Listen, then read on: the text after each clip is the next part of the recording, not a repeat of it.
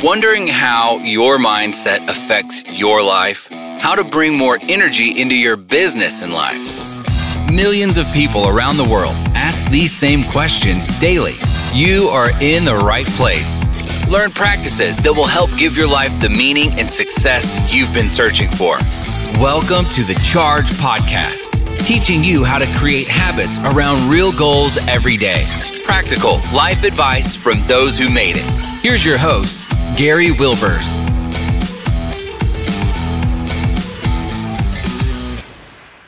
This sponsorship break brought to you by the Leadership Navigator Academy. Want to know how to protect good employees from the Great Resignation of 2021? According to a 2021 Gallup poll on retaining top talent, managers account for 70% of the variance in team engagement. They are the heart of the organization. Now, developing your managers is the key to creating an effective employee experience. At the Leadership Navigator Academy, we've created a learning and development program that invests in your leaders and holds them and your employees accountable. Enroll your leader today in the in-person 2022 Leadership Navigator Academy. Save $500 if you enroll them by December 15th. Check out the link at chargepodcast.com and click on the link for Leadership Navigator Academy. Welcome, Chargers. Can you believe we're in 2022? It's a great year, and it's up to you to make it that great year. You remember hearing me say all the time, make it a great day. Well, my philosophy this year is let's make it a great year. And I'm telling you, we're finding guests each and every week to help you to be able to make it that great year. And today I've got a guest by the name of Jeremy Brown on, and I'm going to explain all about him. But I first want Jeremy to answer the question. Jeremy, what problem do you solve? I help people solve the problem of going from an idea in their head to a book in their hand. All right, an idea. And how many people want to write a book in 2022? Don't worry, you don't have to raise your hand because we won't be able to tell because we're on audio. But we know that there's a large percentage of people that want to write a book. So I am excited to get in that topic. But Jeremy, before we go there, what are 3 questions you're going to ask for our Chargers today? Awesome. I really love this question. Here's the question number 1. How important is your top goal? And we're going to talk about the importance of that question. How important is your top goal? Number 1. Number 2, your life is telling a story. What is that story telling right now? And then question number 3 is, what questions are still in your mind from 2021 that you need to eliminate? Those are the 3 questions. Oh, I love it. This is going to be a great discussion. So Jeremy, let me first tell you who he is so then we can dive into it. Jeremy Brown, beginning in his entrepreneurial journey at the age of 19, Jeremy used his free time to interview hundreds of successful people across the country, learning from their expertise and acting on their advice. As Jeremy's business development and sales expertise grew, he decided to write his first book in order to establish authority, generate leads, and increase his credibility. The result, that's what we always want to know, his business exploded. And Jeremy knew he had found his new calling, empowering leaders to share their stories. Jeremy, it is great to have you on the Charge Podcast. Welcome. I'm excited to be here, Gary. Thanks for having me. I really appreciate everything that you're up to with the podcast, with your business, with your masterminds. I'm pumped to be here. Thank you. Well, I love to learn. As you know, I've written 4 books, Jeremy, and I'm love to learn from other people about what they talk about that, because I think the one thing we're going to do is take the mystique out of that a book is not just for speakers and authors and those individuals. That really, it can really move your business forward if you're a business owner and really create a special niche. And I know we'll talk about that some, but I had to share that because I want Chargers to know that if you're listening, stay tuned because they're going to get something out of this story. So you said your first question is, how important is your top goal this year? That number 1 goal you have. Share with me why you think that's a question that our audience members need to answer. Yeah, Gary, I think this matters because I have a mentor named Verge DeYoung. He wrote a book called On the Verge, and it's spelled just like his name, VIRG. So in there, he always asks people, he sits down and he's recruited. He's a decorated, if there was such a thing, Hall of Fame financial advisor, like top of the table, top 10%, top 1%, all the things, whatever you want to say. He's got trophies all over the place if he wanted to let them sit out there. But he recruited a lot of people into the business, and he would always ask them, how important is this to you?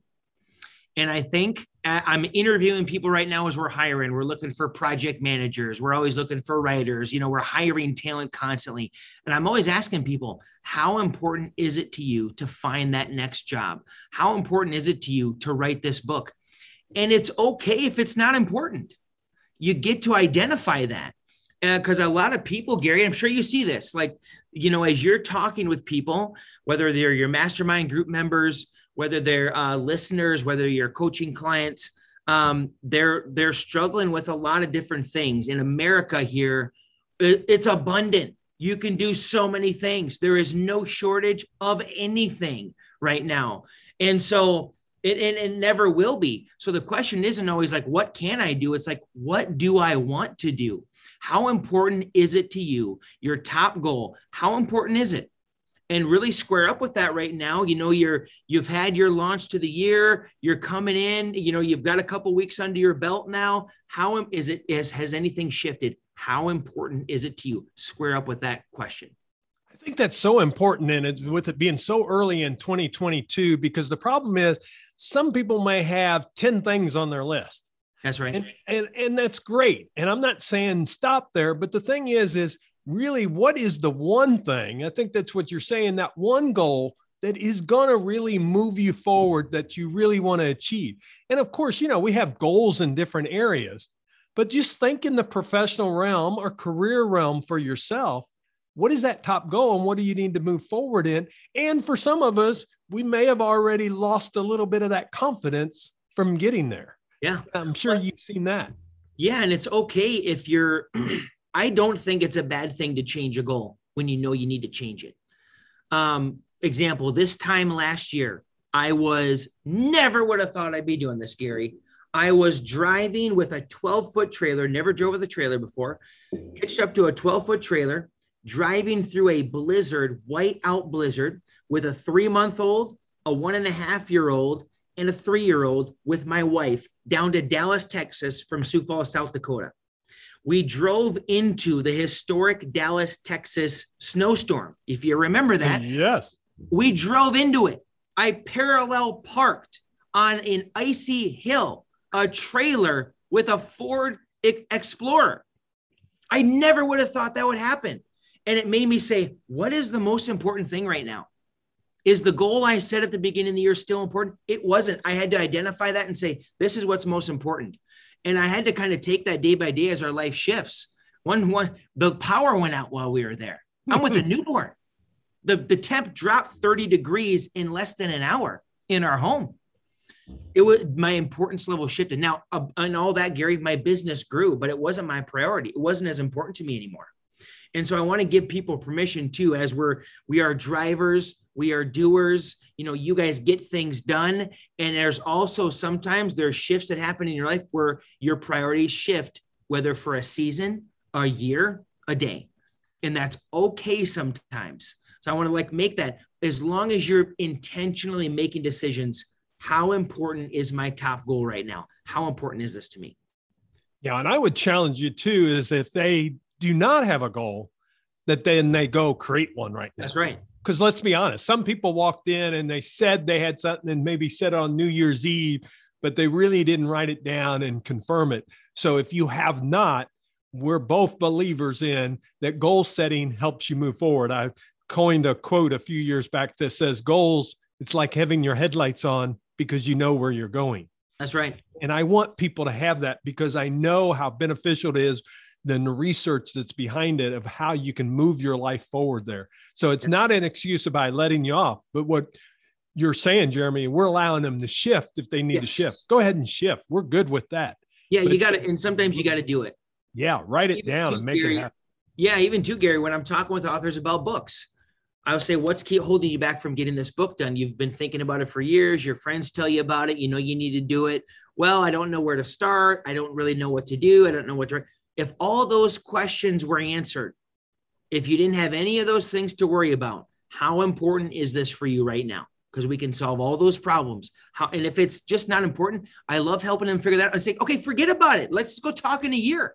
Don't even think about this right now, because you're just stuck in the question of it all. Or if it is important, how important is it to you? And if it is, we may take action on it. So I think that's the first important question. Well, and I think that's so important. And I think it really kind of falls into the second question that you said you would answer, is about your life is telling a story. And we're all telling a story right now. We're complacent, we're lazy, we're hard workers, we're whatever. But I have these dreams, but what is your story that's there? And then I really loved how you said this, what will it be? Because your story doesn't have to be your story. It shouldn't be ending now. Instead, you're developing what that story is. Just like they do in a movie, in a play, in a book. They develop that story as they go on. What do we want it to be? So I'm curious kind of how you're going to dive into that.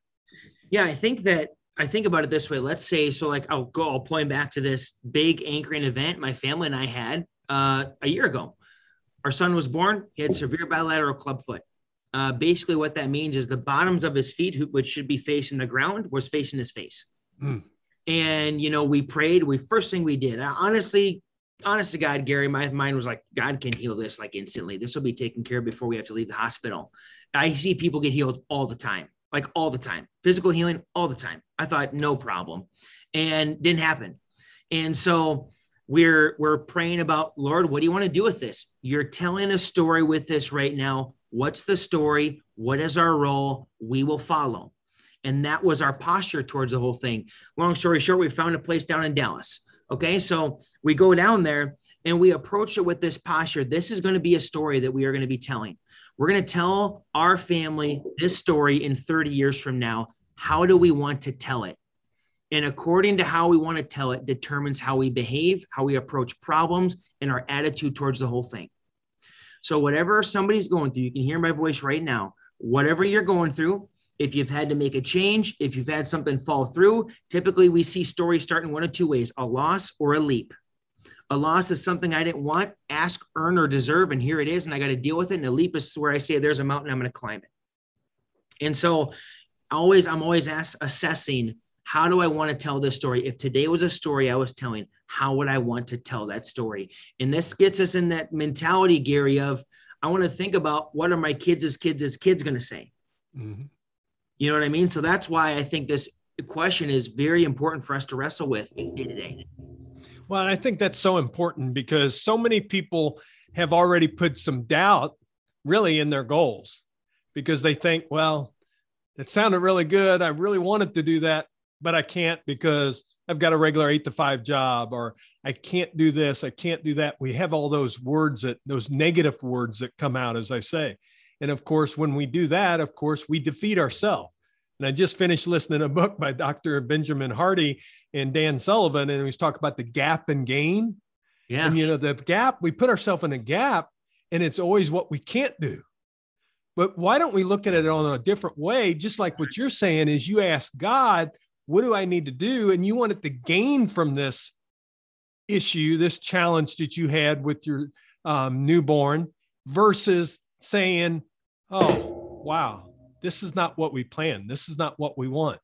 I don't know if you know, Jeremy, I'm very active with Special Olympics in Missouri and on their board, and have been around the organization since 1994. And when so many people get a child born with intellectual disabilities, they see the gap. Yeah. But the families that really make a success of it, they find out what a gain that they've really gained in their life because they get a total different perspective of their life. And God has actually given them a gift, not a heartbreak. That's right. So that story falls in there. It's so good. And it's an invitation. You know, it's an invitation. And now our family, we travel more than we ever have. We never traveled, dude. We never traveled, Gary, ever. My 1.5-year-old had not been more than 20 minutes away from our house. I didn't want to travel. I didn't want to go anywhere. We got a bunch of these kids. And now we go about every weekend. If we don't go somewhere for a couple, because now we're like, we drove through a historic storm. I parallel parked a trailer on a hill. This is easy. We enjoyed it. It was fun. Never would have thought that, amongst many other things. These new things in our life are invitations to think about and do life in a new way. I love that. And I love too, is when you talk about telling a story, and I know this fits in the area that you're really important for us. How many people don't realize that when they tell their story through a book, it truly makes a difference for the other people. It's a really big benefit for your own self, but it really benefits others to know that story and what struggles they've gone through. And like I said on the outset, you talked about a financial advisor. I've seen it in financial advisors, insurance agent. It sets them apart in the marketplace. And today, that is key to really make yourself look different and feel different and be different. That's right. Well, and it's 100%. Every one of our story or our books start with story in some capacity. Guy right now, Jim Oliver, financial advisor in Florida, like Create Tailwind is his company. He's got a whole new way of helping people build wealth, but it starts with his story. And not because it's all about him, it's because it helps them connect with the readers of like, I'm an actual person. I've actually lived this. One of our convictions at Throne is we publish only things that are true. That's it. It's not a theory. They didn't make it up. There's a mountain. They can point at the mountain they climbed with the skills they're talking about in their book. He breaks down his story. He was abused as a kid, alcoholic parents, lived behind a moose, like a place called the Moose Shack or something, laying on the ground. He can't make it up, but it's how you can connect with people. So that's why you want to know your story, and you want to live your life knowing that your life is telling a story. How do you want to tell it? I love that. Thank you for sharing that. Now, you talked about the third question was, what questions are you bringing in from 2021 that you really need to eliminate to move forward? We can ask questions and keep them floating around our mind that if we don't either answer them or eliminate them can cause confusion and lack of clarity and focus in our today. Examples like when I do talk with authors, again, I go back to this because I'm doing this all day, every day. I want to help them identify this question you're asking about, do I want to write a book? Should I start dating? Should I marry this person? Should I quit my job? Is there something better for me? Those questions, you want to identify it that this is squirming around my head a lot. And I want to know, am I going to answer this right now, or should I just eliminate it from my mind completely? A lot of people struggle with like, what is my purpose? What is my calling? What am I here for? And that's why I love when I came to know God, I had a purpose right away. I didn't have to ask that question over and over again. I didn't have to have that swarming around my mind. I could just focus and execute now. So identify if you've got questions that are lingering, that are repeating, and say, am I going to answer this right now? Can I come to a conclusion on this in the short term? Or can I put that up on the shelf and I'll come back to that later, but I'm going to eliminate this from my mind right now because it might not be the time for me to answer this question. Yeah. What a great philosophy, because you get rid of it versus keeping it, or get it answered, because otherwise it just swirls. That's right. And it does you no good. Joy. Yeah. It robs us of joy in the day because I'm still, oh man, am I doing this? Or this is the question. And it causes us over time, it erodes our self-confidence because I'm still lingering with this thing. You know, why have I not? What is underneath this then? If I'm letting myself wrestle with this big question that is a good one or a negative one, whatever it is, what's underneath this for me that I'm not coming to a conclusion, that I'm allowing myself to live with this question. And when I'm waking up, when I'm going home, when I'm at work, I'm bringing this question with me. Is it becoming my good little buddy, like a little dog I bring with me everywhere? You're right.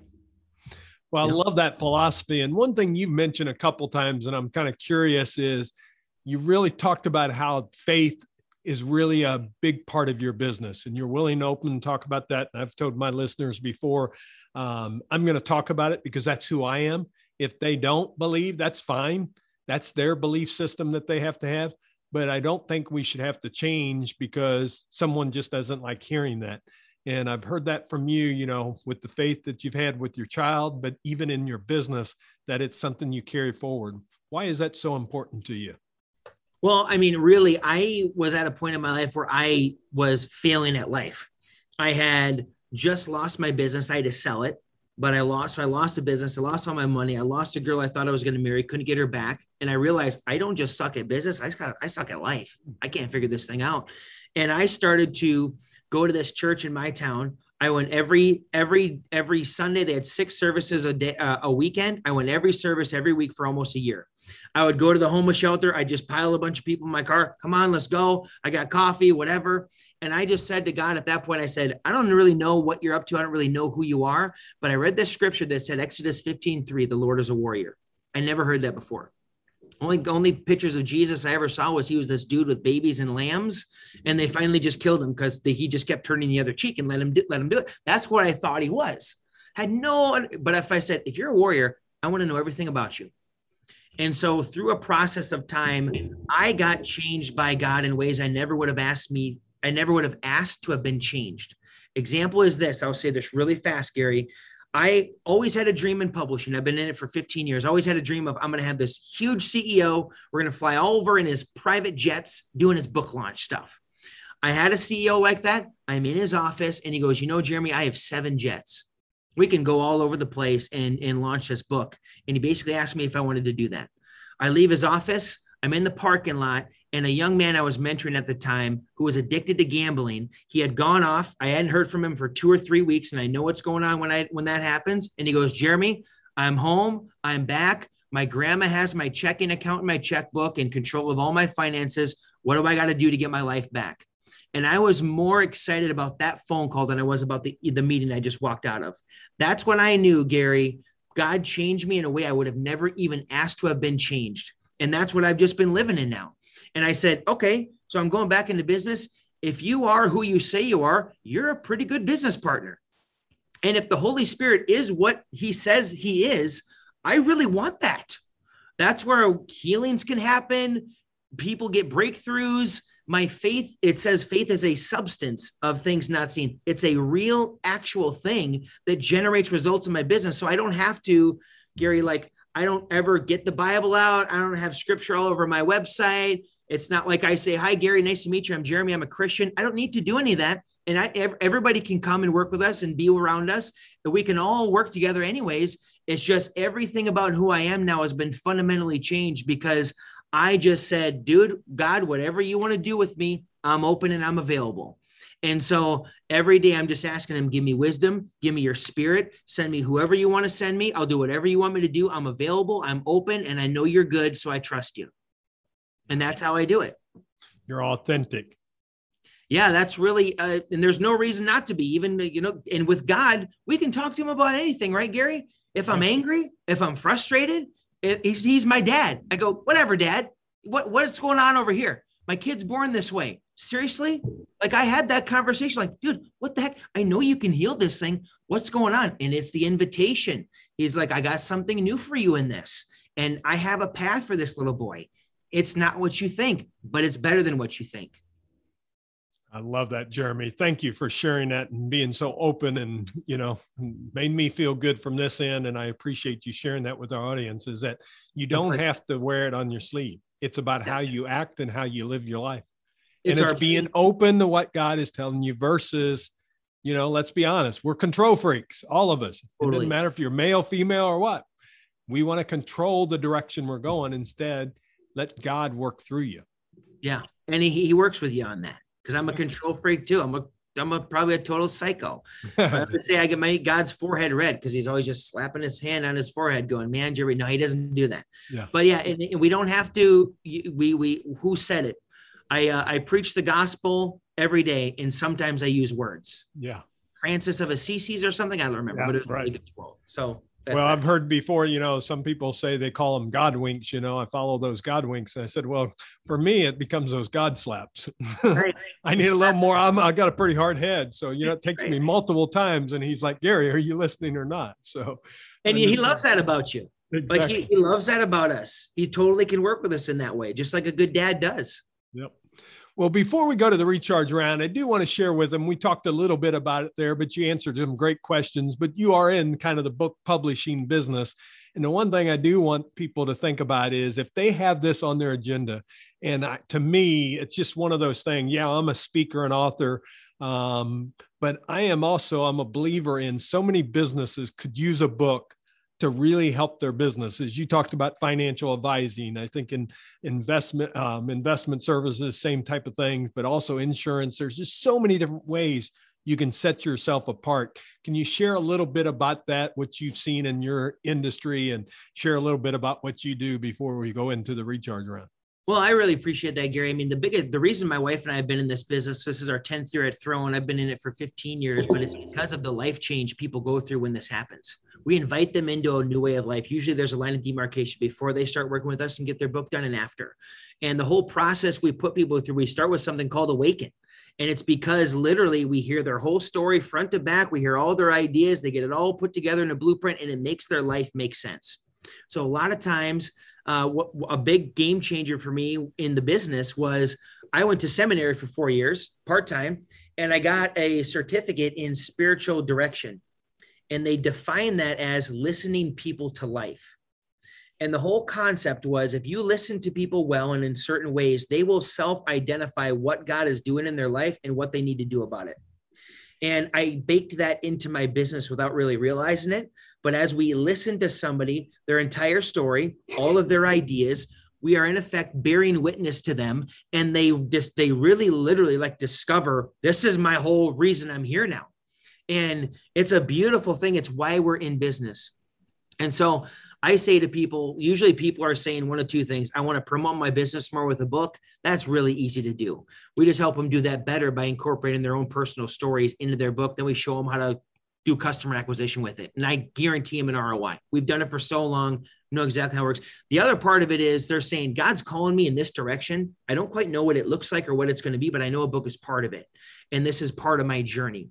So they can look at the book process as a wayfinding mechanism for their life. As I'm going to a next level and I need a tool to help me get to there. And a book is usually that tool to help them take their life up to a next level. Excellent. I love it. Well, we will give your website and all your information here at the end. So people, if you're interested and you want to take it to that next level, I think you found someone that can do that in Jeremy. Jeremy, I have two questions on the recharge round I want to get to real quick. Yes, sir. As we start to wrap up. The first one is the podcast name is Charge. That's for create habits around real goals every day. We talked a little bit about goals, but what habit do you think's led to success in your life? One habit that I know has led to success is a super simple habit of writing down a written goal. So I can pull it right out of my pocket right now. I have a written goal that I carry around in my pocket. An author helped me renew this practice. I first learned it from Napoleon Hill in Think and Grow Rich. An author named Matt Booth, who Mattitude is, I think his website, but Matt Booth helped me remember how powerful it is to have a written goal that you carry around with you everywhere you go. That is a habit that I think if somebody just cultivates, and I do this with a goal, I do it with a prayer, I do it with whatever, because it keeps it on the top of my mind. I love it. How about if you had one do-over in your life, what would it be? One do-over is I would be more intentional about putting myself around the right people sooner. So like you do your mastermind groups. I am such a believer in mastermind groups. I think everybody should be a part of one. And I think the more vulnerable and authentic you are in them, the better it's going to be for everybody involved. I would have done that a lot sooner, and I would have made myself more open to receiving better feedback. So I'd be discerning about who I put myself around. I'd be vulnerable with them in a way that's appropriate to the mastermind and the goal of the mastermind. And I would have made myself more receptive to the feedback that I was receiving from the group. I was really young and really dumb, didn't care about what people thought. Now it's different. I see how it actually accelerates us so much faster. So I believe in what you're doing with the masterminds, Gary. It's an accelerant for somebody's success. That's what I would have done different. Yeah, that is a great one, because the thing is, we become the people, the 5 people we spend the most time with. Right. We become that person. Jim Rome, I think, is the one that started that. That's the right. 5 people, they influence you. And that's what a mastermind does. I see it all the time in the mastermind groups that I have, is they influence each other, and it helps them kind of raise their level, and it raises the accountability. And let's be honest, we all need accountability, because it's easy to let yourself off the hook, but it's really about creating that accountability for yourself, because you want to achieve and go forward in life. And that's really what it's all about. Jeremy, this has been a great conversation. I hate to see it ending, but I know people like to have this information. So if they're exercising or doing something, they've got time to listen to it, or if they're on their commute. But before we go, share with them how they can reach out, check out your website, any social media channels you want to share, any information so they can look you up, and we'll have it all in our show notes. Yeah, I appreciate that, Gary. I'd say look at the show notes, and I think, Google Throne Publishing. We're on Facebook, we're on LinkedIn. Our website's thronepg.com. Just go in the notes and find it. And I think, too, the last thing I would want to say is I really do believe in what you're doing with the masterminds, Gary. I think that's critical. So if somebody's kind of like on the fence or learning about it, or if you don't have a mastermind, you need to find one. And I have one. I'm always working on finding my next one. I have a friend in Canada, Jonathan Lewis, just launched his book, More Than Money. We're putting together a group right now of just peers. It's not anything that we're facilitating. We're looking for a facilitator, kind of like you, Gary, but that's what I would say to people.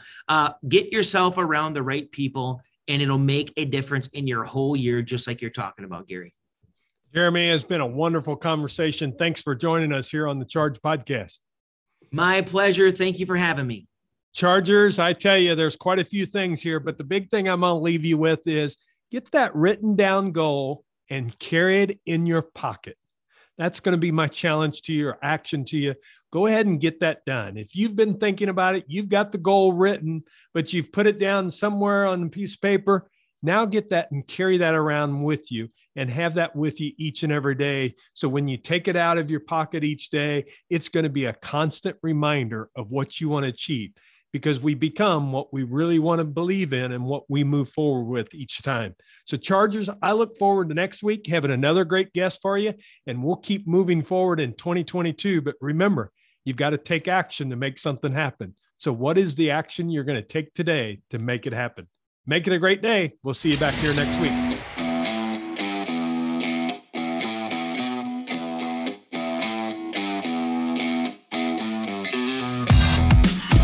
This podcast is ended, but your life doesn't just stop. To continue your inspiring journey, head over to chargepodcast.com and access all the tools and resources mentioned on today's show. If you enjoyed this episode, consider sharing with somebody who may also benefit from the advice provided. That's chargepodcast.com.